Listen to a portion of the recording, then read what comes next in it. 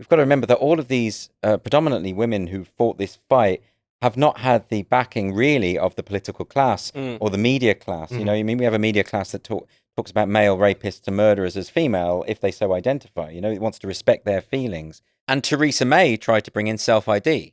The Labour Party and the Conservative Party have been completely enthralled to this ideology.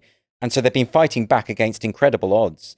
What they haven't had, and what's been very disappointing, I mean, we talk about gay rights, is that a lot of prominent gay celebrities have completely got this so wrong and have completely effectively acted on behalf of those who are against homosexuality, not fully understanding the situation. That's been really dispiriting. While thinking they're allies. Well, yeah, I mean, we've had a very good example. Well, lesbians are getting the particular brunt of this because I don't go on lesbian dating sites, but I'm told that there is a significant proportion on all of these lesbian dating sites of men, often with beards, often with fully intact male genitalia, and some women are bisexual, fine, but these are lesbian dating sites. Yeah, they're not interested in male anatomy. They've opted out of that, and I say opted, it's not a choice. They're innately not attracted to men.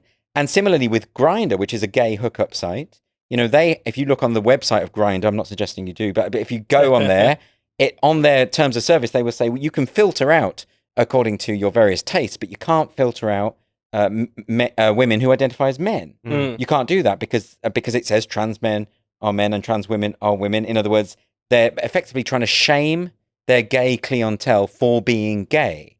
And we also have had Stonewall, which was once the foremost gay rights charity in this country, now shaming gay people openly for being gay. You had Nancy Kelly, the former CEO, saying that women who were not attracted to people with penises should examine their prejudice. I mean, she analogized them to sexual racists.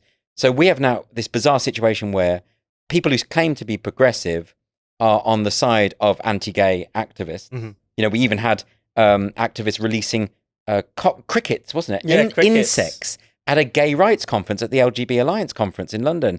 That's the kind of thing that neo-Nazis would do. That's what we're dealing with now. And Stonewall and gendered intelligence and pink news and all the people who purport to stand up for gay rights are now deeply, profoundly anti-gay in a way that I didn't see when I was growing up, when homophobia was the norm. There wasn't anything like that, right? So that's the fight that these campaigners have had to push back against. Everyone against them, massive misunderstandings across the board in terms of the media, in terms of the general public consciousness, in terms of politics. And yet they've still won because ultimately men and women are different and society has to be organized to a degree around those differences.